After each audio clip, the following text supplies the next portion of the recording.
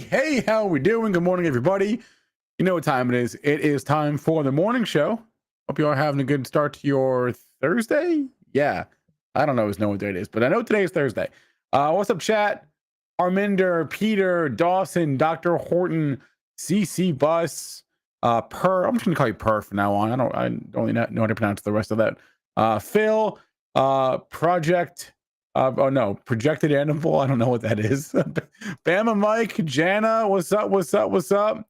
Jason, James, good morning. All right, big show today. Today's actually going to be a special show for us because starting today, every day from here on out, we're going to have a new recurring segment on the show. We're going to have the one and only Kenny Glick from Hit the Bid, the Warlock, Wall Street Jesus.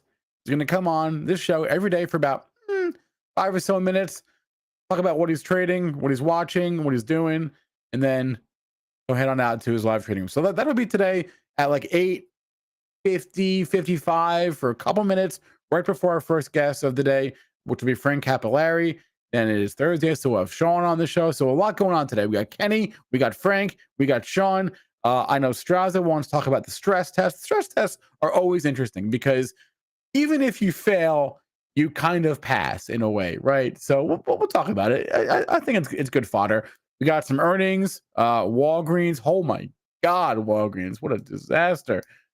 Which is a shame because they're my pharmacy, but they might not be for much longer. Anyway, a lot going on. So smash the like and let's bring the guys on. Here we go.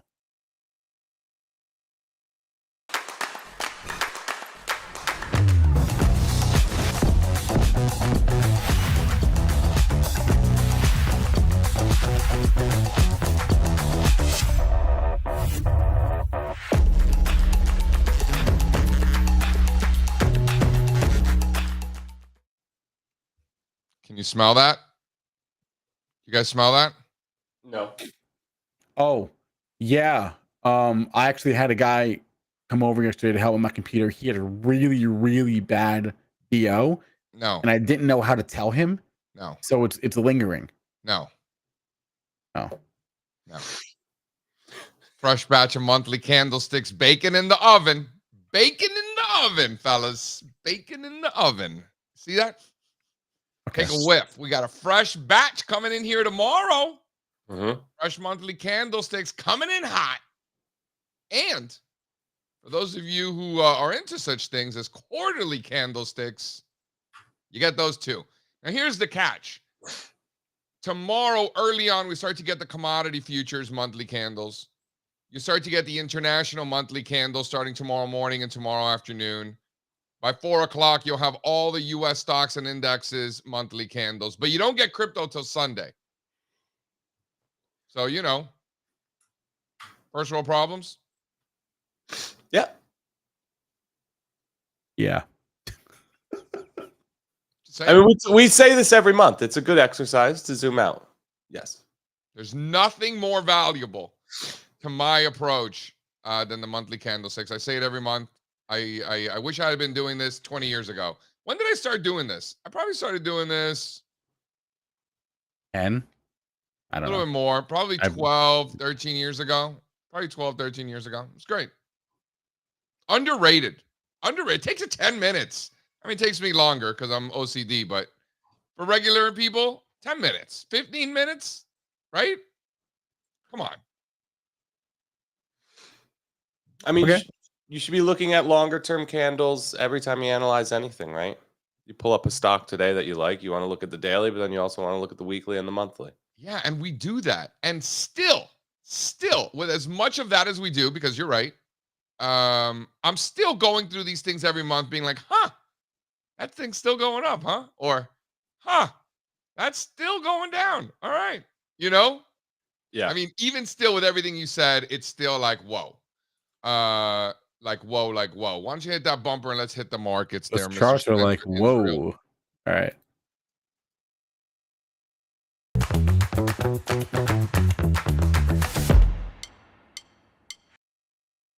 All right, ladies and gents, Dow futures this morning down 70 points, 39,500, just below that. S&P futures doing nothing, 55.40 on the S&P futures. NASDAQ futures not doing anything either, just just a hair under 20,000 for the NASDAQ 100. Wow.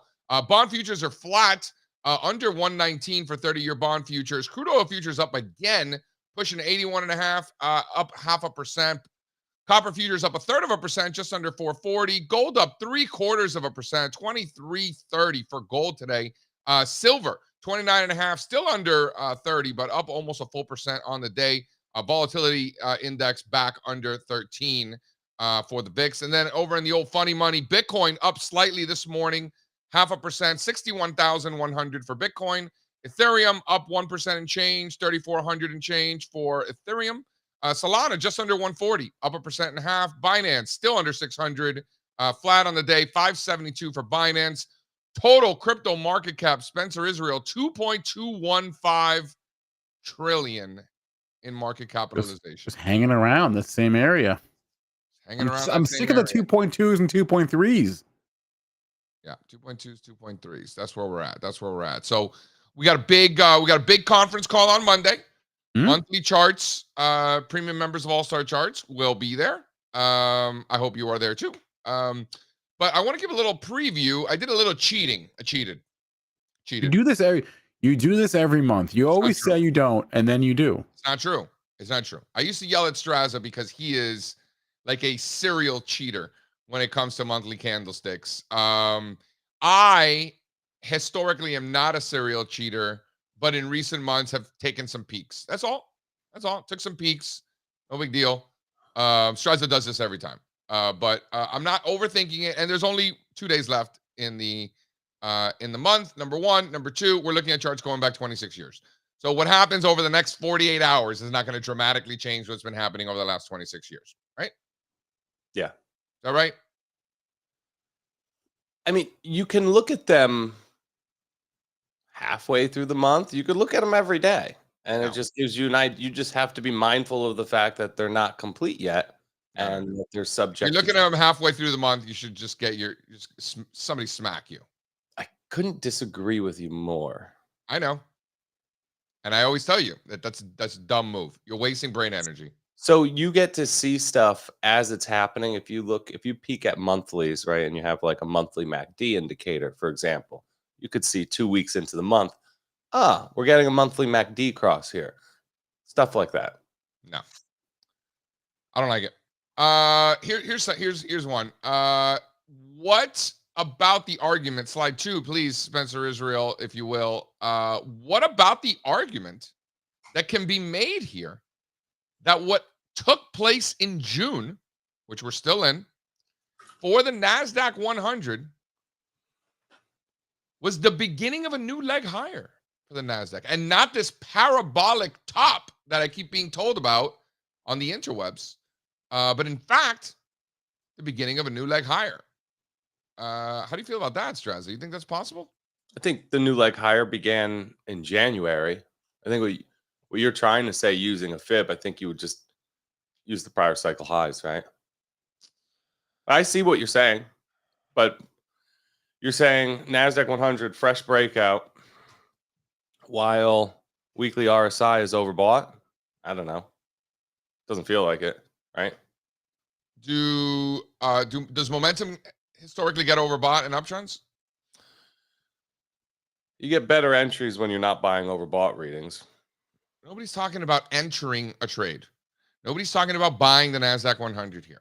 All I'm saying is, can one make an argument absolutely that what happened in June is the beginning of a new leg higher for the NASDAQ 100? That's all I'm saying. Yeah, based on fib extensions, 100%, the way you have it shown. Based on fib extensions. How about based on the trend of asset prices? How about that? Is that important too? Yeah, but the fib extensions don't have anything to do with the trend, do they? The stronger the trend, the more fib extensions you need. Yes. So you're saying the fact that we made it to all the way to 423? Can we talk about my t-shirt? Speaks to the underlying trend. I almost wore that today. Wait, hold on. What is this? Oh, you got a short sleeve one? Oh, that's the Chateau. Yeah, very nice. Look at that. Look at that. So one of our old colleagues and friends reached out to me on the LinkedIn and talked to him in a few years. And he said, what do I have to do to get one of these sell puts naked shirts. Dude. So we're gonna send him one if we have his size. And you know the other we one don't that even people have really them. love? The Buy the Smile has been a huge hit. I didn't see that one coming. Yes, People I love agree. that one. I agree. That one's been very popular. We didn't print any more sell puts naked shirts. I think there might be some like kicking around the studio though. I asked you, we'll see. I don't know. There's a lot of stuff in that studio. Yeah, I wouldn't be Yeah, if you're in surprised. San Diego, swing by. You'll go home with something. How about that? If you're in San Diego, let us know. We consciously decided not to print more because it was too risque. That's And not everybody wants one. I'm in the plane in Charlotte, going. I don't know where the hell I'm going, and there comes Steve Strazza strolling into the same plane as me with his Sell Puts Naked shirt on. Yeah, that really happened. Where were we going? Jason. Well, I've told you this before. That shirt, it turns heads. Okay, you know, I get the stares when I'm walking on the airplane with the Sell Puts Naked, and it usually can. It's not for airplanes, but I will say I was there on the airplane and I see Steve Strazza walking in with his Sell Puts Naked shirt. Right? I did. Where were we going? Why were we on the same plane? I forget. We go a lot of places. I think We were going somewhere. I don't know where the hell we were going. But we were going to the ended West up on my same plane. We were going to the West Coast for something. Yeah. Were we? Okay. Anyway, so Fibonacci, shout out Leonardo Fibonacci. My kids laugh every time I say Fibonacci. They think it's like a funny word. It is a Yes, fun. it is. I was like, you laugh now. Wait till wait till you learn how to count. I'm gonna get you, little bastards. They're not All right. wrong. All right. Okay. How about this one, Strazza? Go to the next one. Spencer, I got two more. So here's one. So this is the world's most important stock market index. Right at these Fibonacci extension levels. Right? Mhm. How are we feeling about this? Could we be making similar arguments potentially next month or later this month? Because what ended up happening here is that the Dow Jones Industrial Average hit this key Fibonacci extension in February as breadth was deteriorating, as sentiment was incredibly frothy, right? Remember February? Yeah. Yep. We are now in June, and the Dow has gone nowhere, right? Nowhere. So when people were getting mad at me for getting more defensive in February, here we are 4 months later, and the Dow is below where we were in February. So sometimes it makes sense to be a little bit more defensive than other times, right? Even in bull markets. And the Dow has proven that over the last several months. Now, with that being said, Mr. Strazza, Mhm. a 4 or 5 month consolidation sideways, not with downside price correction, I would argue is the more constructive of the two ways to digest the gains that it's seen over the last few years. Well deserved, I might add. Yeah. This is the kind of action you want, right? We don't move in a straight line, even in bull markets. You get a rally phase, you get a reaction leg higher, then you get some sort of digestive or consolidation phase, and then you can err in the direction of the underlying trend and more or less presume that the trend will reassert itself and you'll get upside resolutions from those consolidation phases into new reaction legs, and the process simply repeats until the cycle ends. Let me ask you this. If the Dow's putting up a 40 spot, 60 next? We used to talk about 50. We're just skipping 50. 50 is not a big deal anymore. I'm just saying, if it's good Yeah. enough for Leonardo Fibonacci, who am I? You can't skip a $10,000 band. You just can't. They're all big. Well, it's 10,000 points. They're not dollars. Fine. You knew what I meant. But nobody's skipping anything. Mathematically, we got to get to 50 before we get to 60. Thanks. No one's skipping anything. But what I'm saying is bigger picture. Yeah. No, I'm with you. A 40 spot gets us to 60 this cycle. That's the question. Is it 60 this cycle? That's a tough one because what is that, 50%? Right? Can we do another 50%? I don't think you want to dismiss that. I mean, think about it. The Dow has doubled. The Dow's doubled in 4 years. You know, if only this thing was built like the NASDAQ, I would say yes. Well, that's what the folks said, and that's why they took out Exxon and brought in Salesforce, and that was a terrible idea. So those focusing on what the Dow's doing would actually wish that it was less like the NASDAQ, actually, because the Dow would be higher, you see, mathematically. Not much higher, but a little bit. I've actually done the math. It wouldn't be that big of a deal. No, So a 40 spot gets it going? I think so. Okay, now here's the kicker. Here's the kicker. Next chart, my good man. If the Dow's going to 60, tranny's breaking out of this multi-year base is going to go a long way to help get it there. Yes, I agree. And I think, we kind of just breezed through the FedEx report yesterday after you left. That's a big one, right? FedEx popping like that on earnings, up 15%, closed at the highs of the day, really took out like its pivot highs. FedEx is heading higher. That's a big weight. That's a big deal. Yeah. Also, I mean, there's a few charts in here. I dropped it in the Slack yesterday, but I mean, you take a look at Uber, obviously, which we talk about all the time, got added to the Dow Transports in February. Ryder's making new all-time highs. Madsen making new all-time highs. Kirby's pushing new all-time highs. Expeditors pushing new all-time highs. Old Dominion, long-term leader, retesting former resistance. I mean, there are definitely there's definitely strength and leadership in the transports. We were talking to Kevin Green yesterday. He was making some great points about how heating oil should more or less be thought of as diesel for its real-world application. It's a bit of a relationship. If you overlay the good old heating oil with truckers or rails. No? I didn't know that. I never realized that. I had no idea. It was diesel. Wow. I learned something. Yeah. I was looking at some of the industry groups yesterday, like airlines, like the Dow Airlines, the Dow Railroads, the Dow Trucking Index. Airlines really suck, man. Yeah. Like Delta's like the least shitty one of all of them. And they're all pretty terrible. Yeah, I think outside of there's that SkyWest. SkyWest. I don't understand. SkyWest, how little SkyWest? SkyWest is a rounding error, right? Yeah, you're talking about the majors, as you should. It's tough business. SkyWest is $3 billion in market cap. Why are people obsessed with these stocks? Why do people want to own them so badly? People want to own what?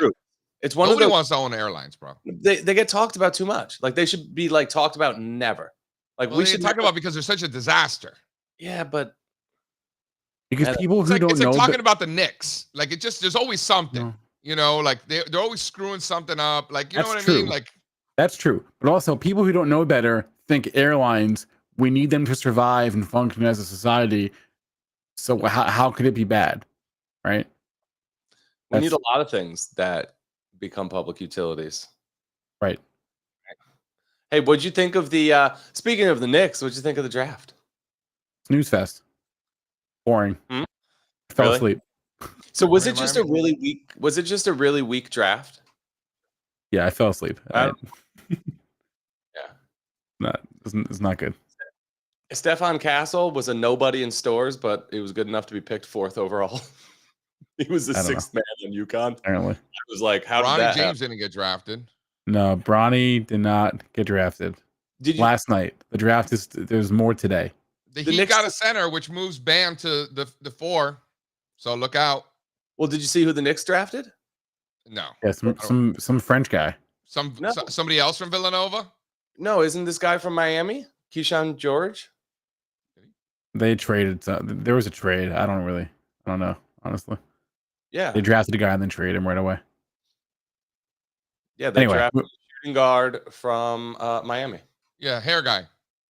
Yes. Yeah, hair guy. Yeah. A lot of hair. Yeah. Anyway. All right. So those are my thoughts on the monthly candlesticks. Just wanted to give a little preview. We're going to really dive in on Monday. And again, guys, if you never listen to anything I say ever, I promise you, make your list of what you think are the most important assets in the world, whatever they might be. The bellwether stocks like Apple and Microsoft and Caterpillar and those, the major indexes, S&P, Russell 2000, NASDAQ, transports, all those. the most important international index, Nikkei, DAX, Bovespa, whatever you think are the most important, TSX if you're up there, right? All the ones that you think are the most important, crude oil, gold, silver, US 10-year yield, the dollar, euro, right? Literally the most important assets in the world. Just make a list.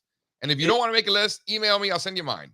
And it might not be exactly what your list will be, but it'll get you 90% there. And you can take out some of the things I think are important that you don't, and you could add some of the things you think are important that I don't, right? And it's all good. But make a list, trust me. Make a list every month. Just go through it. Would your advice for people be that really for this kind of an exercise where you're zooming out, focusing on big trends, you want to build more of a macro list? Like you don't want to build a list that's more or less all US equities. You want to look around the world. Yeah, I mean, listen, I would include some bellwethers, JP Morgan, Goldman Sachs, Microsoft, Apple, Amazon, Google, Freeport McMoran as a bellwether for that, ExxonMobil, like, Nextera, NEE on the utility side, United Healthcare. Yeah. Whatever bellwethers for each industry group I think are really, really important. Berkshire Hathaway, which is like its own index, is how I look at it. So like those are the ones on my list. And it doesn't have to be every country in the world. Like you don't have to have the Pakistan index, as one of the most important ones, but, or the, Italian Milano Bolsa or whatever. Like you don't have to have everything. But the German DAX, Nikkei, right? The big ones, Nifty. Speaking of Berkshire, we got a question yesterday on Twitter. People want us Brett, Pepe, Shiba. Exactly. The problem with those is that they haven't been around that many months. So if you're looking at a monthly candlestick chart, you're not going to get much data. That's the bummer with those. But crypto should have some representation. You could probably just look at. Oh yeah, Bitcoin, Ethereum. No, yes. Agreed. 100%. Yeah. So we got a question about Berkshire. One of our viewers wanted us to talk about Berkshire. Said, what's going on? It's not working anymore with Apple working so well. I think it's just you get these divergences every now and then, right? Like when Apple was going sideways in Q1, Berkshire was ripping in straight line higher. Now Berkshire's consolidating, Apple's going higher. So I think you got to zoom out a little bit. Doesn't look at all unusual to me. Berkshire looks fine. Berkshire looks great. Yeah. Actually. Yeah. And they don't own that much Apple. Like it's overstated how much Apple they own. And it's a lot less Apple. It was a lot less Apple as Berkshire got bigger. Yeah, but it's over 20%. It's still not a lot. Anymore. Not anymore. Do the math. Do the math. What do you mean? Most people don't think about it like that, GC. 19% last quarter. People who doesn't think about like what? People don't think about like the total. People think about Apple as a percentage of the stock portfolio, right? Right. Berkshire's stock portfolio. Yeah, not their overall. Right, but Berkshire's stock portfolio is only 30% of their actual portfolio. Right. But we're talking if we're talking Berkshire, about like listen, I'll tell you right now. Listen, we'll do the math together. You right? You guys ready? We'll do the math together. This will be we don't need to because what is do the math? All right. Math. Berkshire Hathaway owns 6% of Apple. Okay. So 0.06 times 3.2 trillion equals what's that math? 200 billion? Is that right? What's that math? Anybody want to check my math? What is it? 1.9? No? No? Any math majors out there? Sorry. 6. It's about 1.19, right? No? Yeah. 1.9.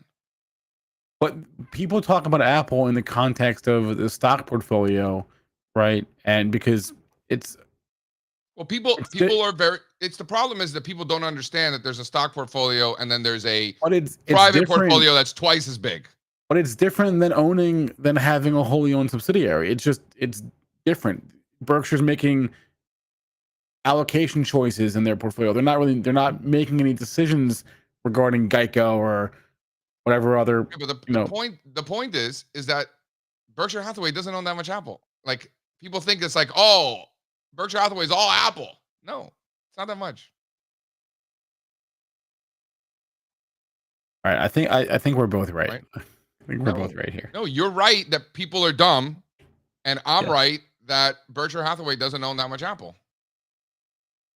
Yeah. Right. Berkshire Hathaway's his market capitalization right now is 885. Right? So that means 190 divided by 885. 21%. Strazza was right. It's 21%. Whether it's 21% or you do it the wrong way based Semantics. on public holdings and it's 40%, it's incredibly significant. For the record, you were right. It's more than 20%. But the bottom line is it's not a crazy question to ask, why is this one doing that if Apple's doing that? They own that much.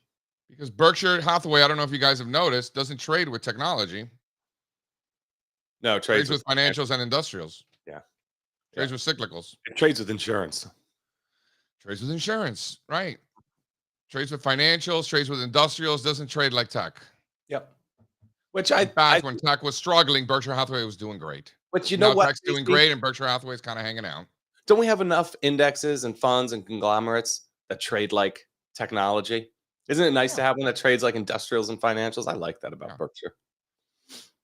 Yeah, for sure. And you know, when you look at something like Berkshire, fun fact, Berkshire Hathaway is the largest component of the financials index.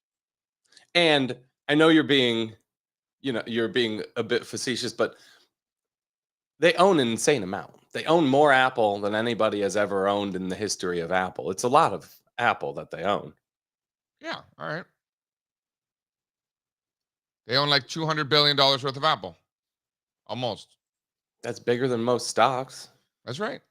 Well, it's a massive position, is what I'm trying to say. They made a huge bet on this company a long time ago. And this is a fund that historically would never make a bet on a tech company. And it was probably the best thing that they ever did, frankly. The best thing they ever did? In my career, Berkshire was a snooze fest for a while. Don't you remember? They had all that dry powder. Everybody's always like, when are they going to use this cash? They're like buying like Kraft Heinz and stuff. Like 10, 15 years ago. Why are you such a hater on Uncle Warren? No, it can get boring, their world. I think that Apple bet was great for them, no?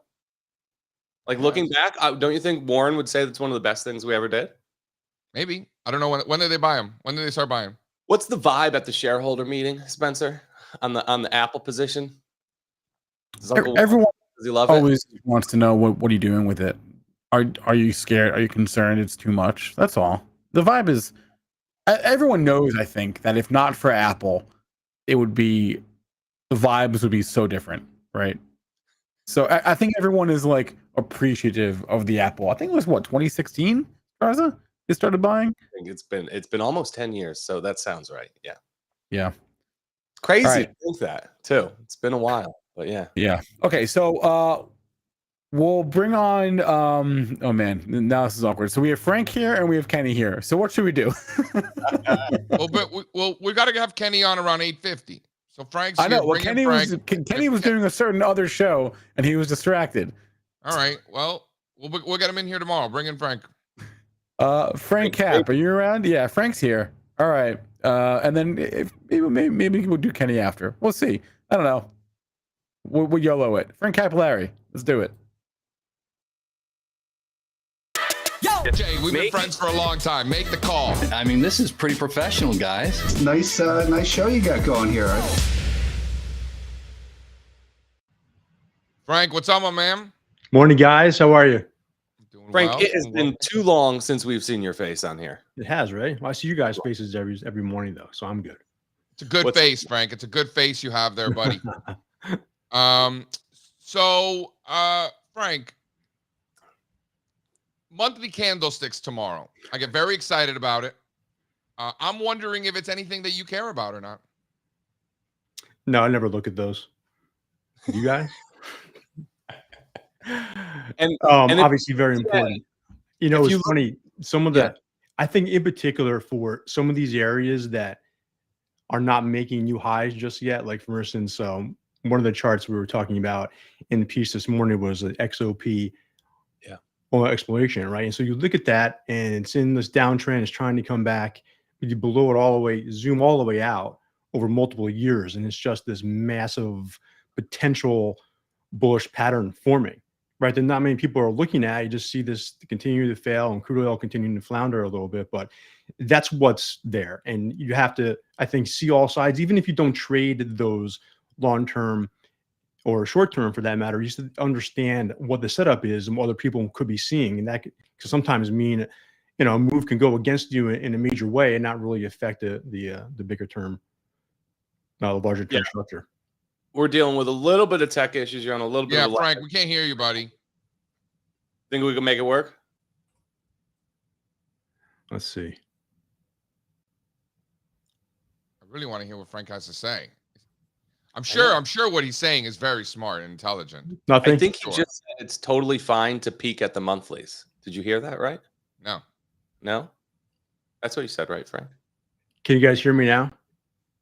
Yeah, we can hear. We'll get him out and fix Wait, that. Frank, I want to try something. Frank, just try turning your camera off. I suspect if you turn your camera off, like in the studio here, like that little camera button, that might help the audio. Let's see. How's that? Loud and clear, Frank. Okay. Do we have like a place card that we could put up for him, Spencer? Yeah, I got you.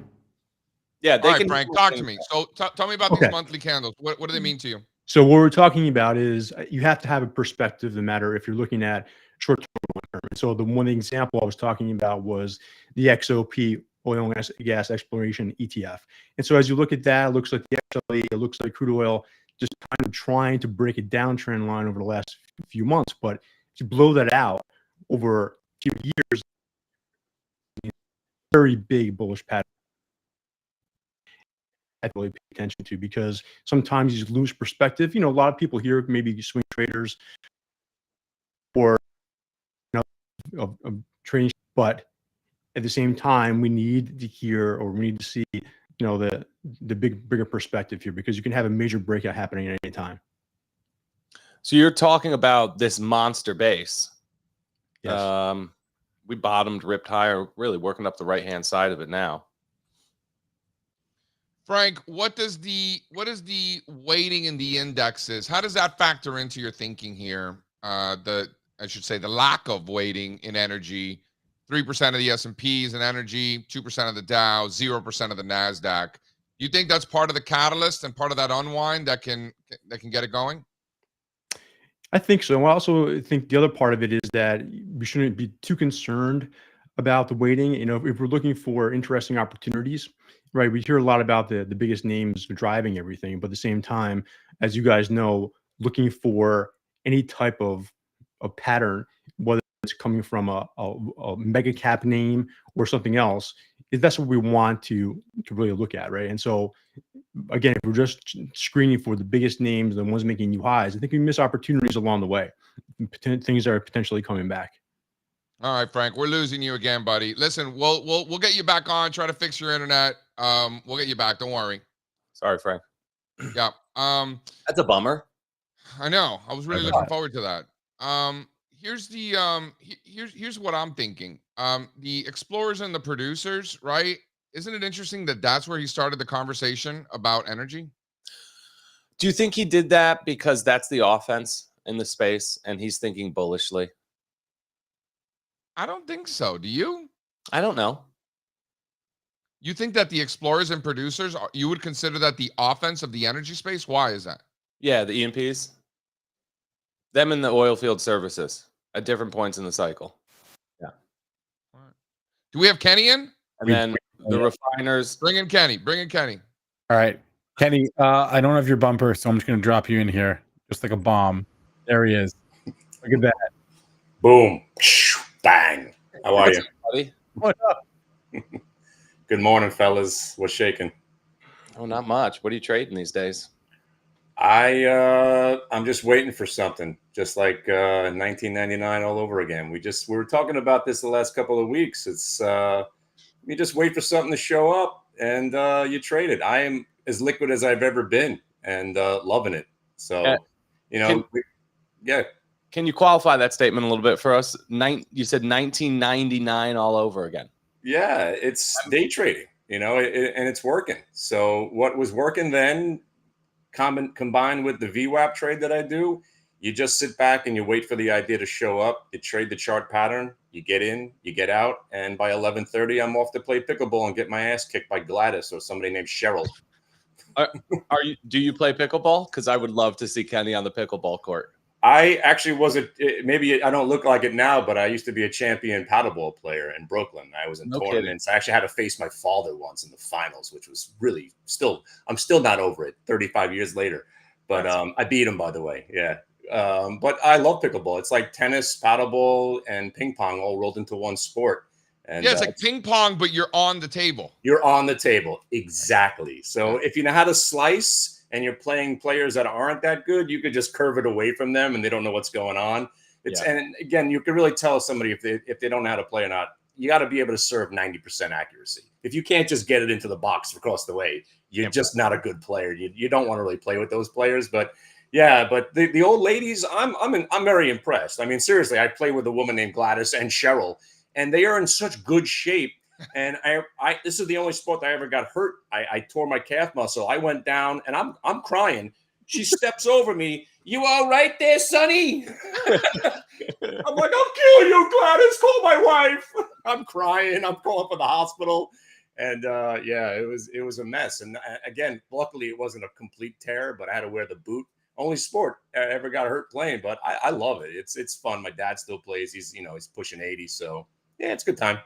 I got to get involved. So pickleball after 11:30, and then in the mornings, right? So you're coming up with the names in a lot of cases because they either reported earnings the night before or they're reporting in the morning, and they're going to be moving. What other catalyst tends to get a name on a list? News. Again, the number one news is the earnings report. But if something's in play, like obviously, Micron. Yesterday we had the FedEx. Today Micron. You got Walgreens this morning. But I've been trading Trump every day. Again, the stock. When the buzz is it's going to zero, that's when you look to buy. When everybody's all overly hyped, that's when you look to short it. You really can't get a short off on it. But generally, I'm a buyer on the extreme dips. Yesterday was a beautiful turn in the middle of the day. You got almost 2.5 points out of it. And, again, it's just news. But really, considering the market doesn't go down anymore. I mean, you have 7-minute spurts of some selling. These daily options on the Qs have been phenomenal. So when you get these the morning sell-off for maybe 7 or 15 minutes, you kind of chuckle. Oh, look how cute the market is trying to go down. It's not. It makes the turn, and now you're able to buy a $480 stock or ETF for pennies on the dollar with a 482 call. The stock goes up 2 points. You're in a 30-cent option. It goes to $1. You're doing 300% daily. So, and again, you're not putting your life savings on these trades because, again, if you miss it, usually it's 100% loss or at least a 50% loss. But that's where I'm at right now. And again, being in cash, ready for earnings season. I usually go to cash around this time anyway. July 11th, July 12th, we have the banks starting to roll in. But generally, it's news. And, each morning, the reason I say it's 1999 all over again, I'm trading stocks. Like if somebody said, hey, what do you like tomorrow? I don't know. I'll tell you in the morning. Like, for instance, today, CASI, Kala, KALA, Meds, Virgil. I don't know what these stocks are, but when the volume starts pouring in, you see these massive percentage gains. As long as there's a really big volume, you could get a good feel for these names. And inevitably, they all roll over. And yesterday was my favorite symbol of all time, AIEV. It's like they invented a symbol. Here, play with this, kids. Like, let's just, here, they should have named the stock Buy Me, But again, it was a beautiful pump, and then it rolls over and dies. I never heard of the stock until yesterday because I saw it on the scanner. That's a great ticker. I mean, when you know who you're appealing to when the name of your ticker symbol was AIEV. I mean, you're just going for it. Oh, and we were doing the name of the company is Thunder something or other. So we're doing Thundercats all day. We were just everything Thunder. It was just ridiculous. Do you guys remember? Do you guys remember the Long Island iced tea blockchain? No. Oh yeah, you do. LBCC or something like that. I don't know. Oh, I don't. Oh, that's funny, but no, I don't remember that one. Weird. Penny, before we let you run, give us a name. You mentioned a few. What do you look? What's your favorite name going into today? I'm going to look at MU and Walgreens because again as a shorter, again these stocks when you're they looking start both getting from the long side, both from the long side. No. WBA, I'm looking for it to pop and then maybe short it again because this one looks really awful, especially now that it broke 1250. So once it broke under the 15 got you to 1250. 1250 is a big number that it just broke under. So I'm going to see if it tries to find some life. It looks like this thing is headed down to $10. But Dude, again, Walgreens is down 20%. yeah, just ugly. And normally I look to buy those stocks, but this one's just too awful. And MU, easiest buy of the morning so far. Chip stock, everybody wants to own it. It's down in the morning. It broke VWAP around 8:15 at 134. It's already a 3-pointer. That stock has already been traded and you already had a day's pay. And again, as a day trader, what are you trying to do? You want to make a day's pay. And like I said, head to the pickleball courts. I'll stay at the desk a little bit longer, when earnings are here, because there is a lot more activity when the banks start rolling in, and obviously after July 11th. But right now, little pop and drop, and then hit the courts. All right. No, I love this. I love this. Down 20%, and you're still looking at it from the short side. Ugly. Respect that. And then, Michael, you're such a trend follower, Kenny. Thanks. But I say that in jest because he tends to be more mean reverting in nature.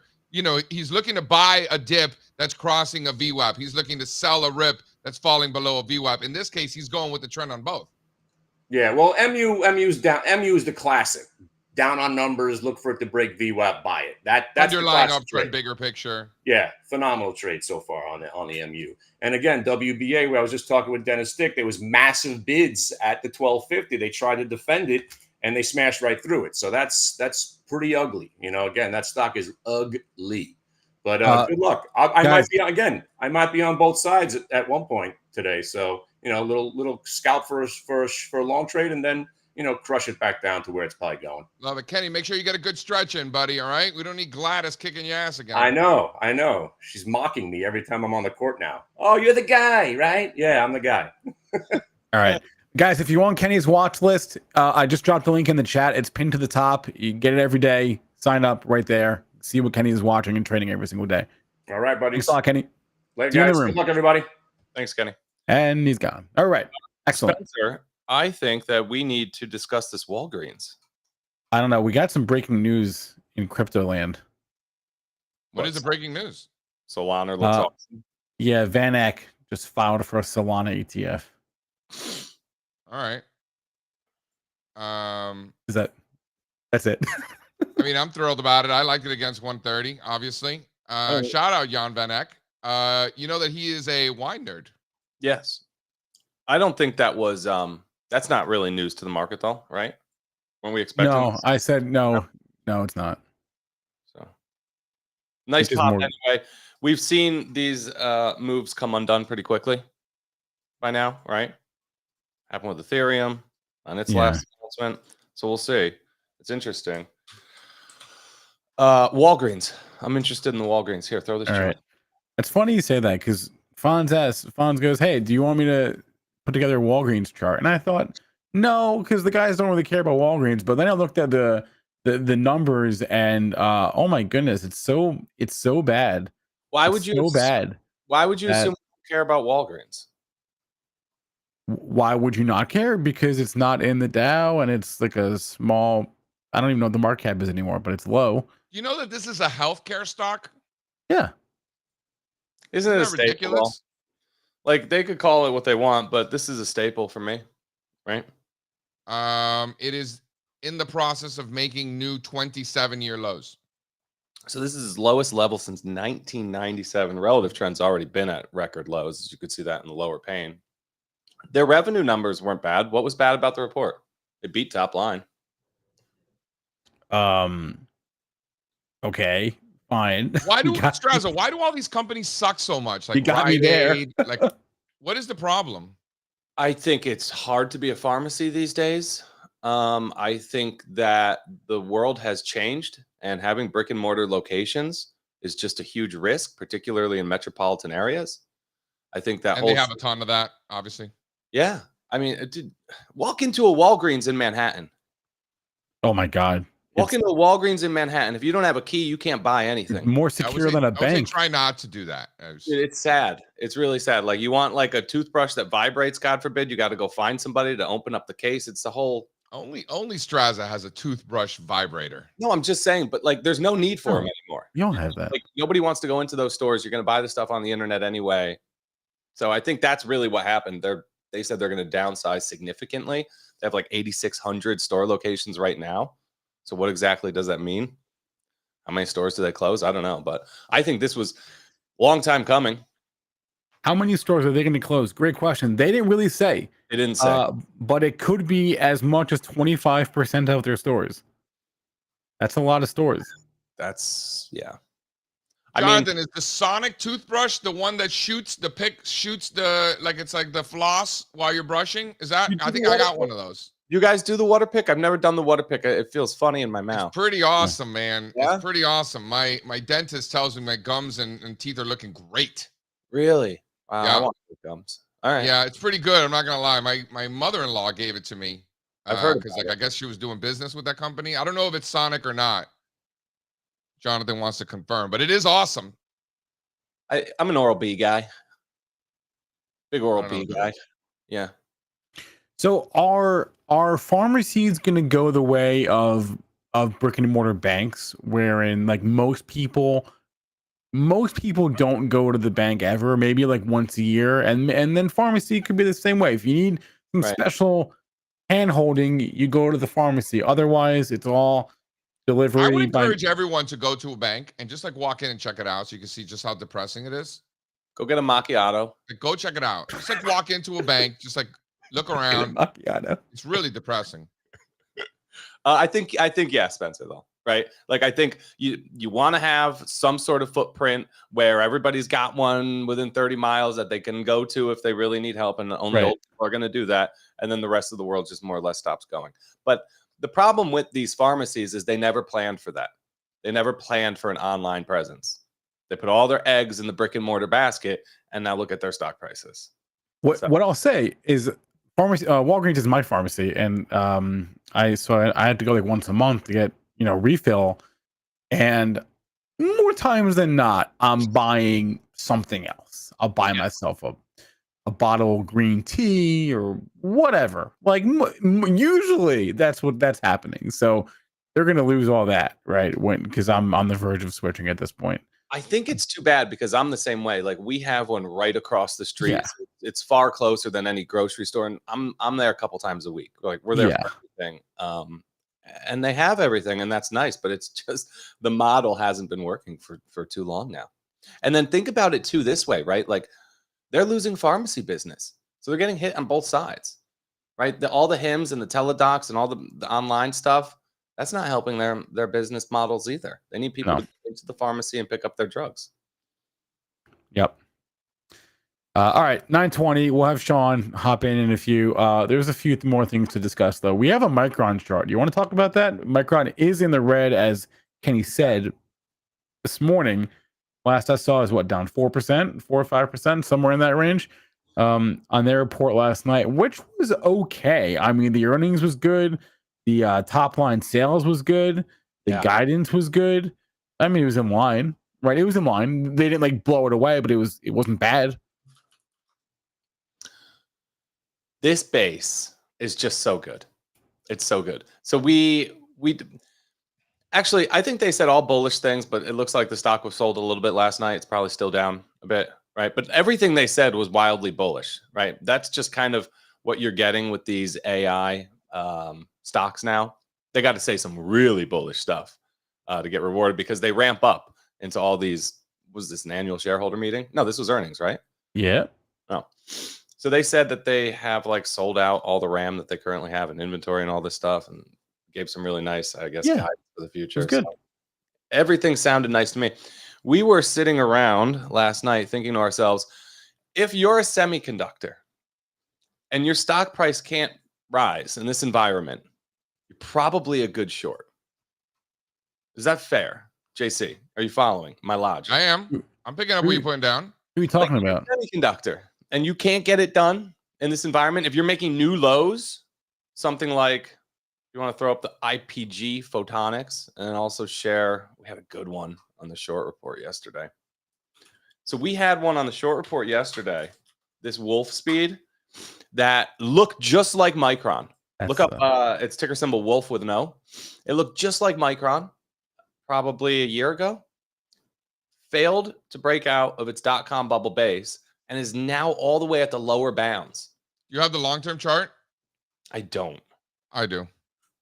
Yeah, show the base. We marked it up for like this top for the short setup, but it's really where it came from. This one, in my opinion, getting that failed breakout of the 24-year base leading into this, I think is interesting to say the least, and it's not bullish. Yeah, it's slide 2, Spencer. But yeah, you can see this. What's the market cap on this guy? And it's got a big short interest too. Like whatever's going on here, it seems to be like a battleground stock right now. $3 billion semi. Yeah. You know, aren't you the one who told me that it's tough for these little guys to compete with the big boys? Yeah, but breadth is so good in the space right now. Like most of them are at least rallying with this whole theme. So if you're just not able to participate, I mean, you suck. I think so, right? Like there are plenty of smaller semiconductors that look great. It was hard to find some really bad ones, but here I'll share the table too. I mean, it's small. Like, you know, Yeah. You really want to go around shorting a $2 billion semiconductor that could get acquired at any point. The semiconductor's doing so strong. I think there's probably better trades out there. With a heavy short interest like Wolf, don't love that, but I really think that this relative weakness in this kind of environment, these stocks, they're all working so well. The ones that aren't, I think you at least want to put on a list. Lattice Semiconductor used to be a really good one too. Intel being brought up on the chat. What a hot piece of garbage this thing is, huh? Look at Intel, it's second on the list. Yeah, it's terrible. What is wrong with this company? They just suck. You see something like Wolfspeed, right? So you wouldn't maybe necessarily want to jump into the short right now. You want to like let it kind of stabilize and then breach lower, but below the support range there. But look at how much it's down relative to the broader market just over the trailing month versus the others, down almost 30% relative. So it extended here in the short term. Let's take a step back and let's just talk about some of the sector rotation that we've been seeing. Yeah. Strength out of consumer discretionary, which we've been pointing out. Strength out of energy over the last week or so. Strength out of the transports. 2 Fridays ago, you had a major reversal in the transportation stocks. Major reversal. Yep. And we said it at the beginning of last week. I remember saying it myself. I'm like, listen, one day doesn't make a trend. One day's candle doesn't really mean much because it's just one day. Without follow through, it's irrelevant. Yeah. Boy, did we get follow through last week.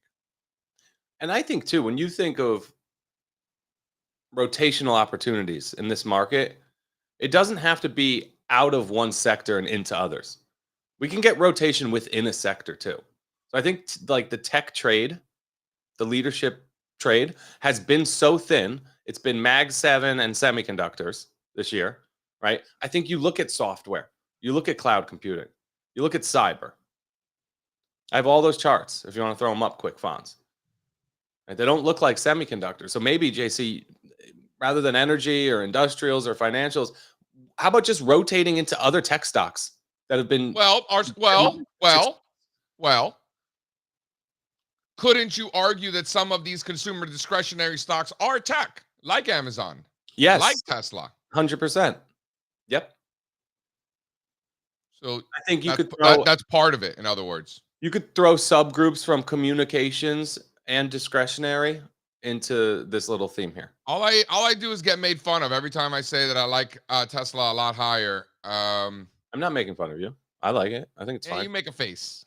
Yeah, that's not for me. You give me like that Karen face that you do. You know what it is. You can't help it. Sorry. Yeah, you know what it is. You give me that face. Highest levels for Tesla in almost 4 months yesterday.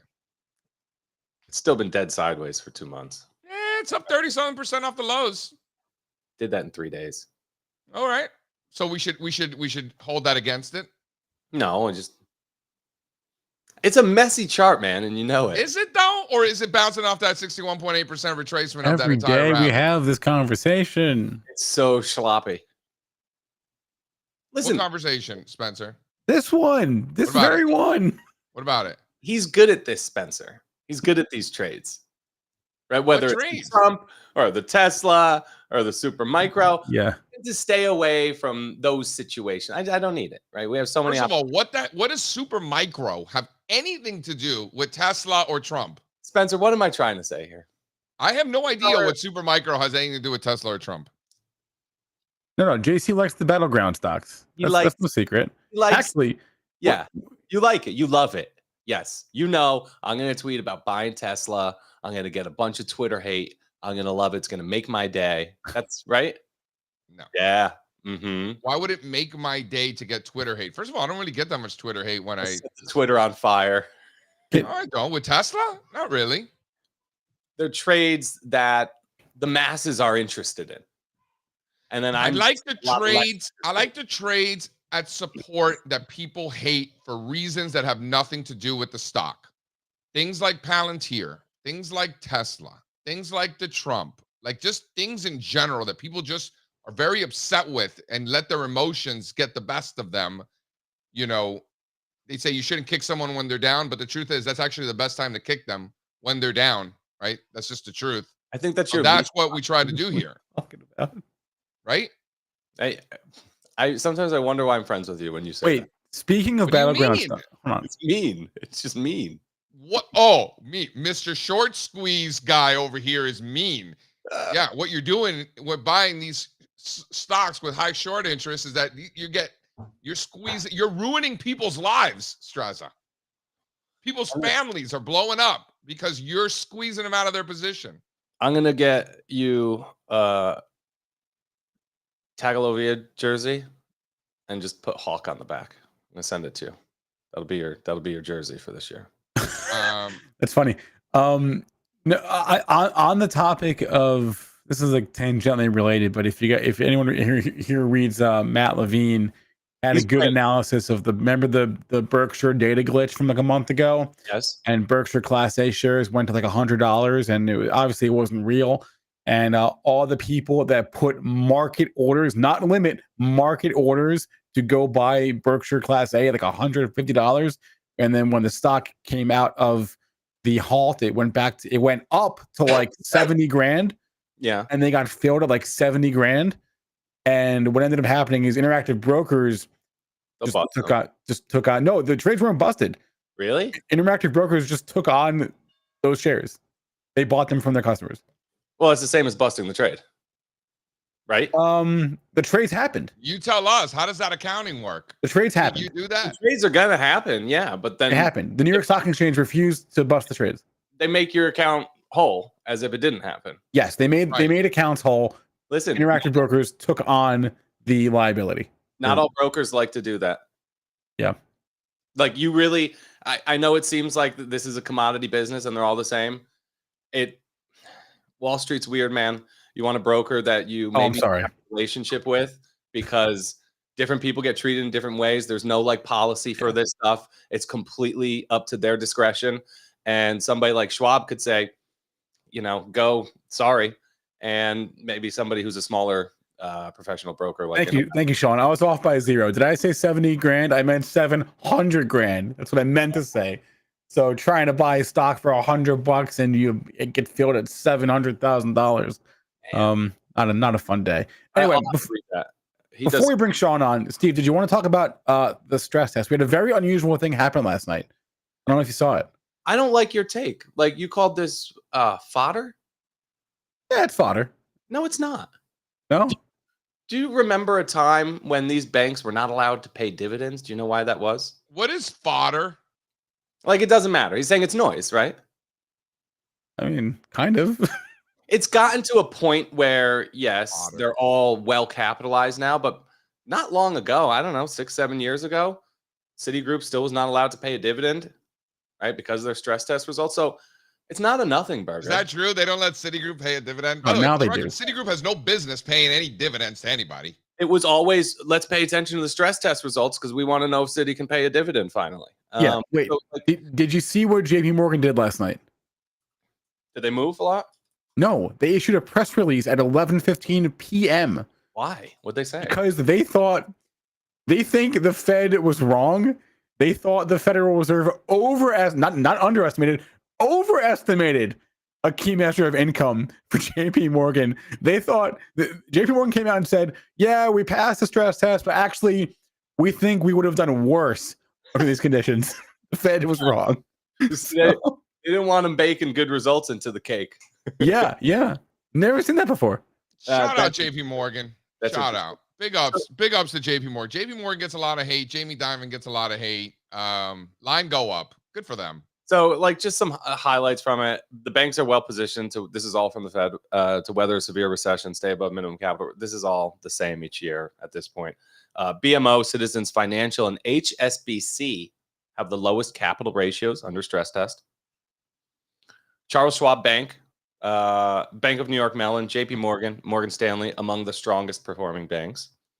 31 large U.S. banks reported nearly $685 billion in losses under the 2024 Fed stress test, but capital remained well above regulatory minimums. So apparently it was a lot more balance sheet losses than last year, which I found interesting, more interesting than anything, because the narrative in the story has been that the banks are shoring up the balance sheets and de-risking. However, why is the stress test giving more losses this year then? This test was highly focused on commercial real estate, right? It assumed like a 40% drawdown in commercial real estate. But that doesn't change. So is that every year? Okay, fine. Regardless, these banks are not the ones that have the most CRE exposure, right? It's the regionals, which we know. Yeah, and I think I saw Key Corp selling off last night. Hold on, because on an absolute basis, the big banks have more exposure, like more dollar exposure to these big things, but because they have so much other shit going on, it's less meaningful than some of these regional banks that have a higher percentage of their exposure. Is that right? Yeah, I think so. Yeah. I think they are almost trying to leave the commercial real estate business, but that's probably still true. JC, the majors. The majors. But they have so much other stuff going on that even if it's a big, in nominal terms, even if it's like a big number, it's still relatively small compared to all the other stuff they got going on. 100%. Yes. And I like, think wasn't Lehman like leveraged 30-1?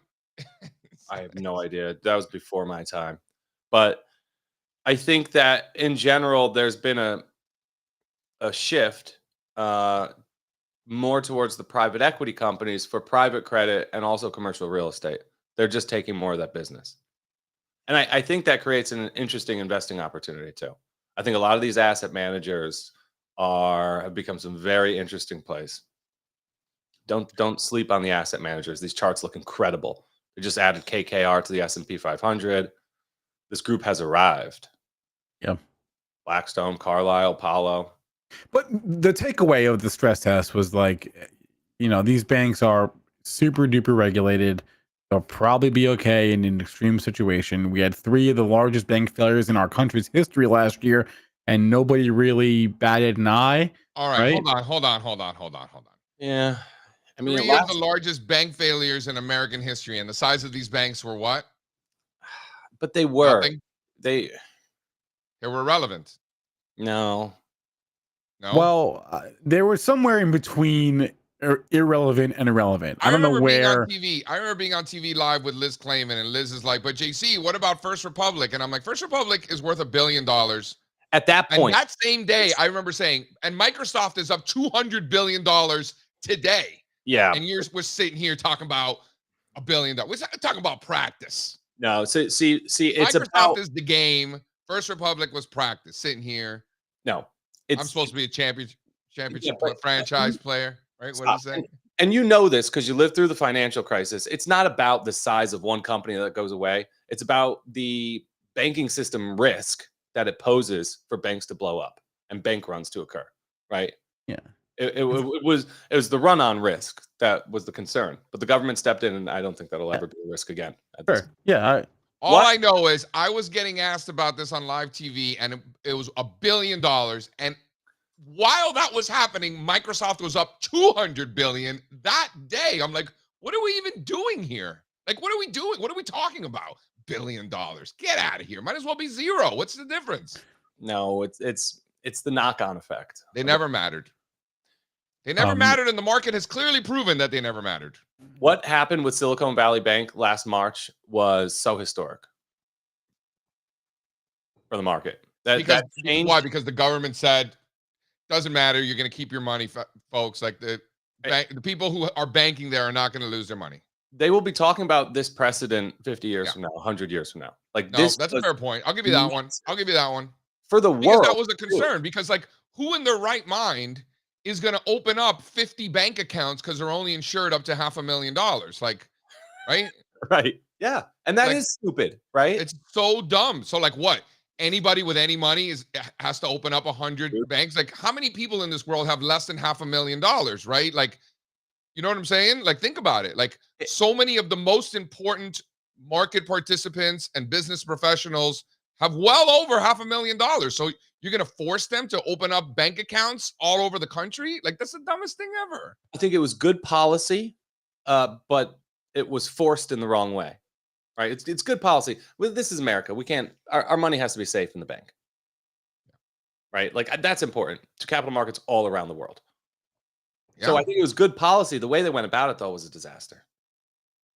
Maybe, but we got there, right? But So it shouldn't have been an emergency situation like that. and think about it. People in that situation with more than $500,000 in the bank, they're the ones that are hiring employees. They're the ones that are starting companies. They're the ones that are building this company, building this company, Freudian slip, building this country, right? Yes. Like you want to protect those people. Particularly the guys, the people who bank with Silicon Valley, right? Sure. Particularly, Sure. And First Republic for that matter. Sure. Yeah. So anyway, I think it'll be interesting, right? If rates tick higher here, if regional banks break these range lows, who's next? I think then we have to start asking. Can we bring Shawnee? Talk about trades? Yeah, by the way, bank nonsense. Steve was talking about the asset managers. Not quite that, but shout out to Jeffries this morning having a great day up.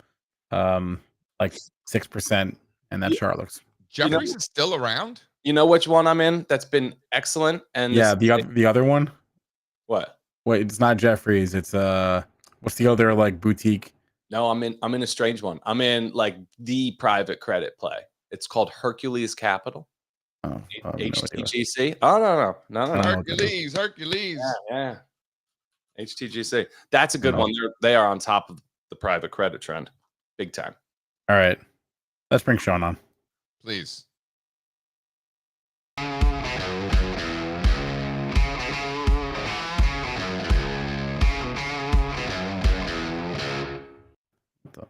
Shawnee, baby. I love the Strazzas in some junky bank that no one's ever heard of.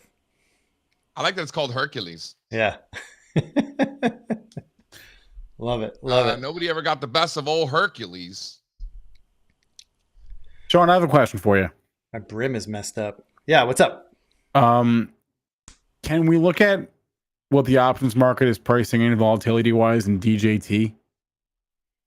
Yeah, we can. Give me a second. I'm just curious about. I'm very curious. I don't really care about the debate tonight, but I'm only really curious about what the stock does after the debate. Plus 1,200 that Biden falls asleep. Good. You know what? I never watch these things. Never. But I'm going to watch tonight just for the comedy. That's it. Dude, how about minus 120 that Trump says Bitcoin before the words cryptocurrency? That's a pretty good one, minus 120. That's a stupid bet. That's not even a fun bet. It's just dumb. We're not trying to have fun. We're trying to make money here.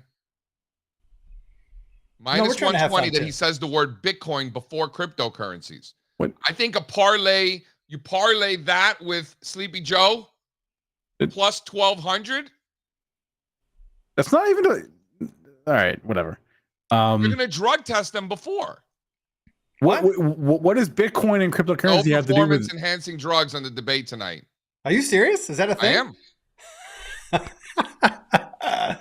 Look, I have to be honest. I have not watched either Trump or Biden give a public speech in years. So I don't even know what I'm in for tonight. I can't wait to watch this. Hold on, one more. The fact checkers out there, the over-under from non-facts from Trump is 15.5. Oh, there'll be lots of non-facts. We know that. But are you going to get more than 15.5? Do you take the over there that he's going to? Oh yeah, he'll blow it out of the water. Come on. Way over. Way over. So you Where- take the 100 plus. over. You take the over on 15.5 non-facts plus 1,200 on Biden falling asleep, and then you take the minus 120 that he says Bitcoin before cryptocurrencies. Those are the bets. What is the... Anyway, Sean, wait, Who's making these markets that you're reading? Sean, is this going to be Who's making just these? These are a public volatility markets. crush? And by the way, they accept crypto. Wait, what website are you reading this on? Like where? Bet online. Bet online. Okay, one of the UK ones. Dude, plus 2,000 that Trump says bing bong.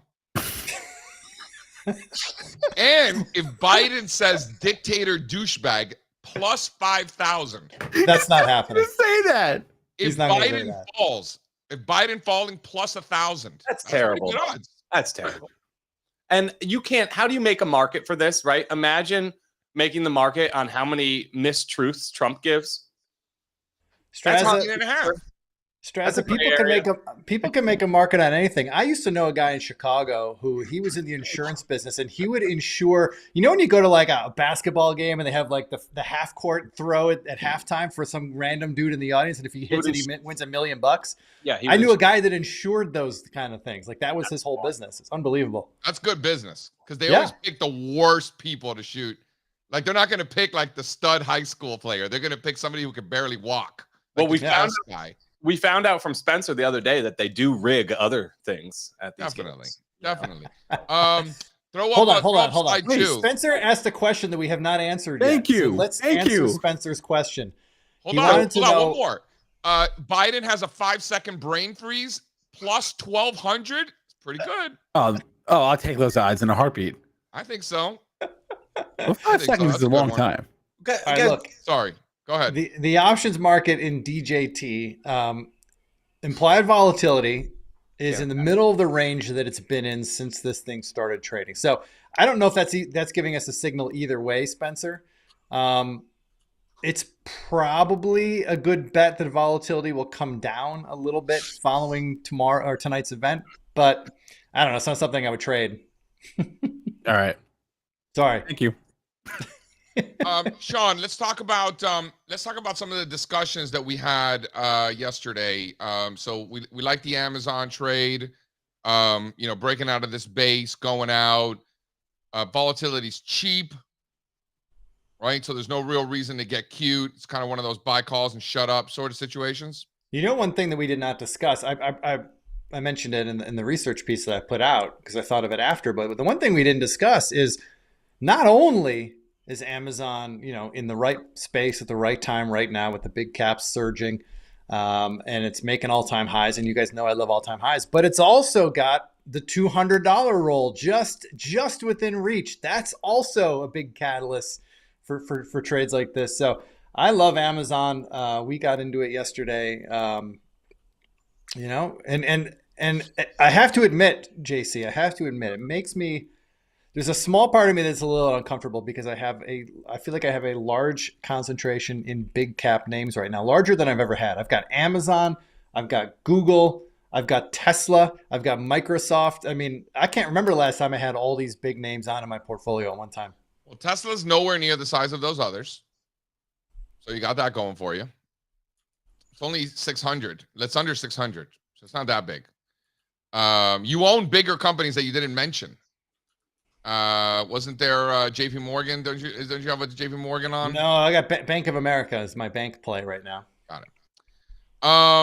The way I look at Amazon is when you look at these other mega cap names, you look at Nvidia and what it did when it got back to its former cycle highs, broke out to new all-time highs. Google did the same thing. Meta did the same thing. Microsoft did the same thing. Apple did the same thing. They didn't happen overnight. They were all a process. They got back to former resistance, consolidated, tried to break out, consolidated, ultimately broke out. So are we going to bet that Amazon's not going to do that? Are we going to bet that Amazon's going to do the opposite? It doesn't seem like a good bet. Seems like you want to look around and you want to bet that it's going to do what all these others are doing. I mean, I'm a keep it simple, stupid guy. Like that's the most logical move to me. And if it doesn't work, it doesn't work. But I'm going to put that trade on 100 times out of 100.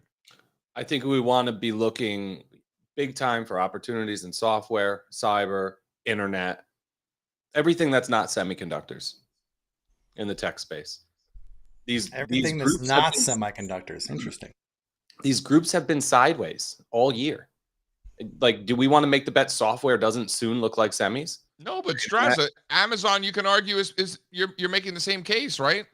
No. Amazon's good, but it's a part of the big tech trade. What percentage of Amazon is AWS? A ton. I don't know how much.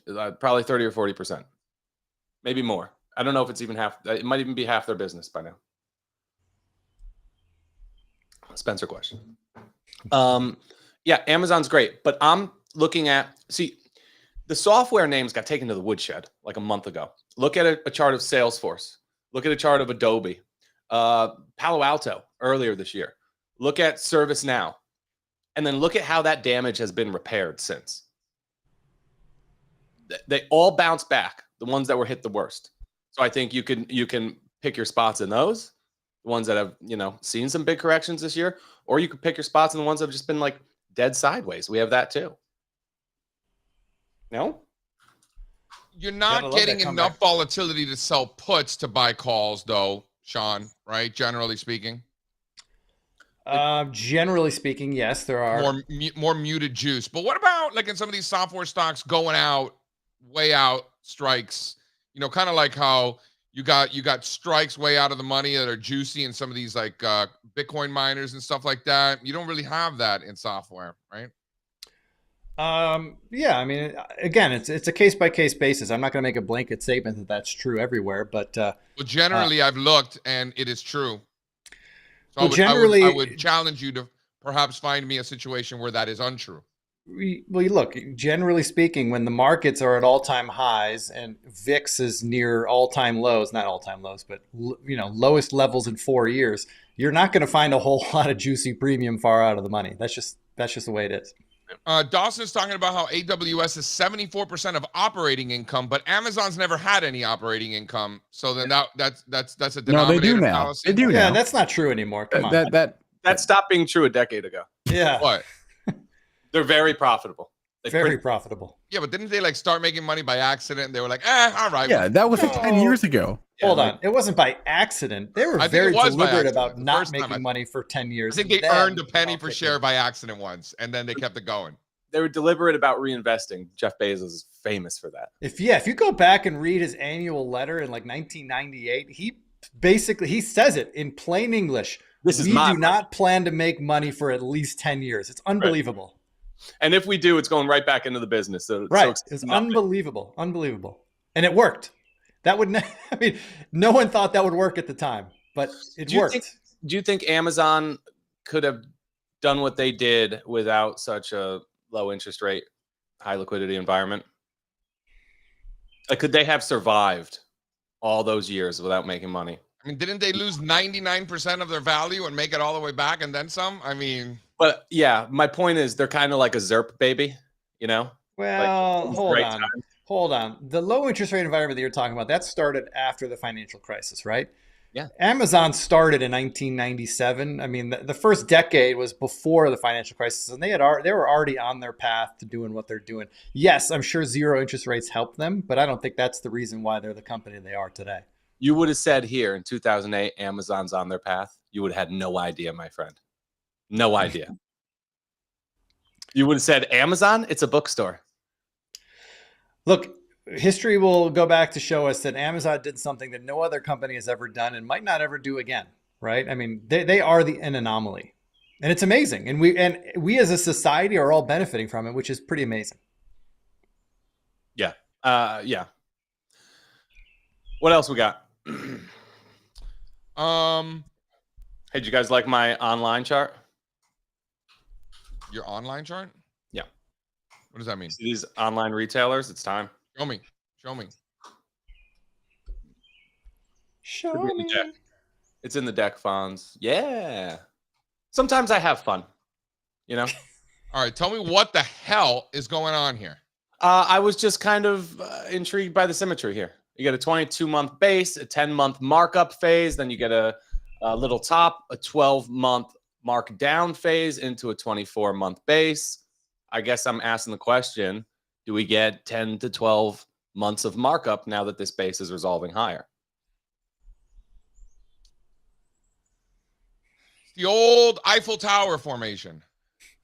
Is that what it is? The old Eiffel Tower. That's Someone right. called it a sombrero. I liked that. I could call it a lot of things that we could maybe talk about offline, but That nevertheless, looks like a January. That looks like a January to January chart of the hype for the Miami Dolphins. They get real hypey early in the season. They're doing great, and then you get to the end of the year, and the whole thing falls off the cliff. I love it. It's coming from a Buffalo Bills fan that has never won anything ever in their entire franchise, and they have a murderer up on the wall as one of their all-time greats that they worship. JC, so fun fact. Your opinion is not welcome here. Fun, inconvenient fact for you. Since Josh Allen joined the Buffalo Bills have won more football games in the NFL than any other team. Fun fact. They haven't won the Super Bowl. They haven't won the Super Bowl, but they've won more games than win the anybody else. Super Bowl, not to win regular season games, right? So another fun fact, I looked at Tom Brady's all-time record against every team in the league, and of 36 times that Tom Brady faced the Buffalo Bills, he beat them 33 of those times. Oh yeah, crushed us. Holy shit. There's no shame in losing to the greatest quarterback in the history of football. Yeah, but those 3 times, Sean, were actually one of the best. Those 3 times were magical, right? Those 3 times were our Super Bowls, baby. It was great. Super Bowl. Giants. They don't know. The education in Buffalo is not very high. They can't even spell Super Bowl. They have to keep it very simple. They practice like in the offseason, let's go Buffalo. And they all practice so that they could say it in sync during the games, right? They None keep of that's it real true. simple for those None folks. of that's true. None of that's true, but it sounds true. I would go to a Bills tailgate because that looks like fun. I've been to a Bills tailgate. They don't like me there very much. No. Yeah, Miami fans don't get treated well. In your Zoomy pants, you're obnoxious about it. You know, Bills fans are very cordial to all teams except the Miami Dolphins. JC's not wrong. He's not wrong. That's the team that Bills fans are. For the Eagles game, Dolphins-Eagles game, I mean, some friendly banter, I suppose, for a few hours, but we weren't Cowboys fans. And I was with a Marine, so that helped. They take veterans and stuff like in Philadelphia, like they take that very seriously. Was he like in uniform? How did they know he was a Marine? Because he's my cousin, and like 20 of them were about to beat the crap out of him, and I just told them that he's helping save our country, and they're like, "Oh, sorry, can we buy you a beer?" Isn't it called Veterans Stadium? It used to be, but it used to be. Used to be, yeah. All right. So that's how I had to drop that nugget in there. I would think Bills fans would dislike Patriots more than Dolphins because, and what did the Dolphins ever do to you guys? Whoa. See, Strazza doesn't know history. And Strazza doesn't know anything. JC will love think this. The world started in 2010. JC will love this. I hate it. But the reason why the Bills-Dolphins thing, there's 2 reasons really. But the biggest reason is in the 1970s, the Bills were 0 for the 70s against the Dolphins. They lost every year, twice a year for an entire decade. And guys, I was 5 years old in 1980 when the Bills finally beat the Dolphins. The Bills hosted the Dolphins in Buffalo on week 1. It was week 1 of 1980. I was 5 years old and I still remember this. The Bills won the game. The crowd stormed the field and tore down the goalposts. That was when awesome. That wasn't even really a thing. That's when goalpost tearing down was not a thing. It was 1980. And it was game 1, week 1. Because the Bills finally beat the Dolphins. It goes back. There's a lot. We had season tickets to the Dolphins my whole life, and they'd play Buffalo once a year, obviously every year. And my father would go out of his way to point out what the women looked like that were Buffalo Bills fans. Be like, look, that's what they look like over there. Like he would like go out of his way to show me just how ugly these women were compared to what I was accustomed to in Miami. Like this is true story. Listen, I think Miami wins that contest against most cities, so that's not a fair dig against Buffalo. Just looking back on it, the way my father would be like, "Look, you see that?" All right, we're doing a recess and getting out of here. This is getting. I think we've been doing a recess for about 5 minutes. We've lost the plot. What happened today?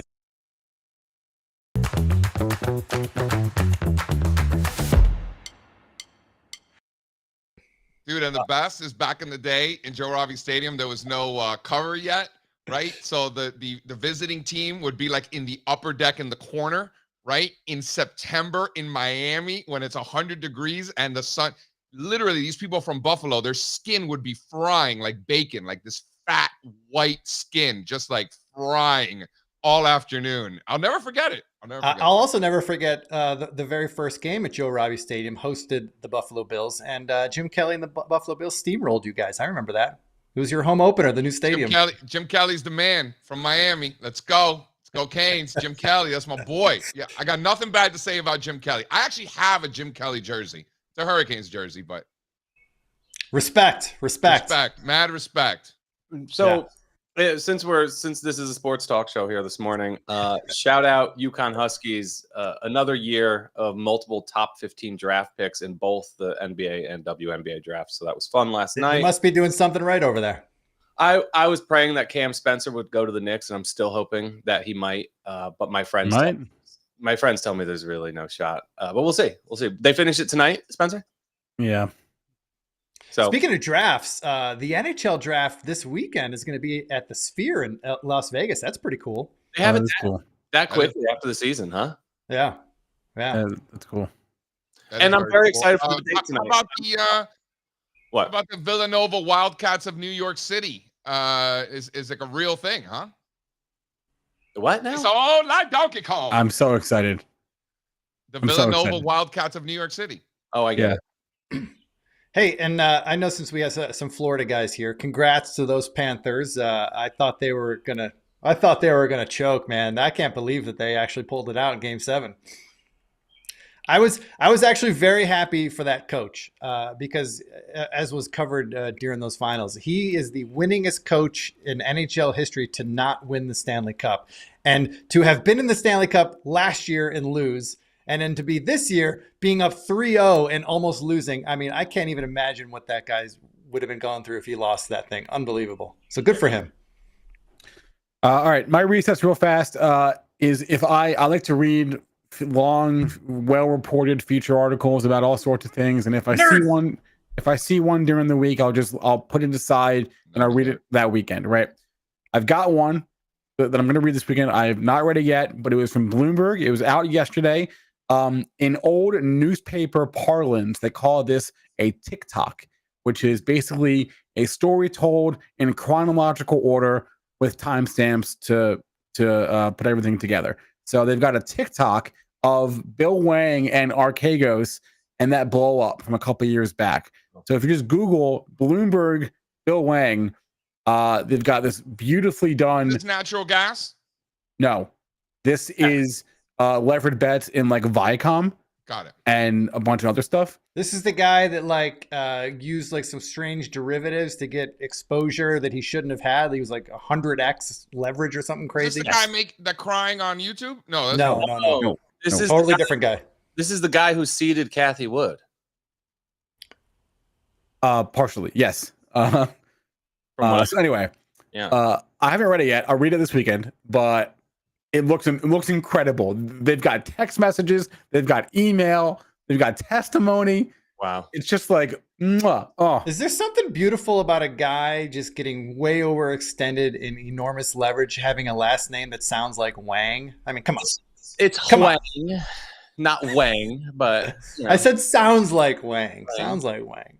What a Wang on that guy. We have a Huang. We have a Huang. Jensen Huang. So I'm a Juan. We have a Juan. Wait. Do you remember in New York when we got the pizza? Yes. Huan? What was the name on it? Huan? How did they pronounce that? How did they spell that? They spell the pizza as Juan Carlos, and they spell it like Huan. Yeah. They were Russian. They don't know it. They don't know. One time I got a pizza actually, and it was to JC, and it was JAYCEE.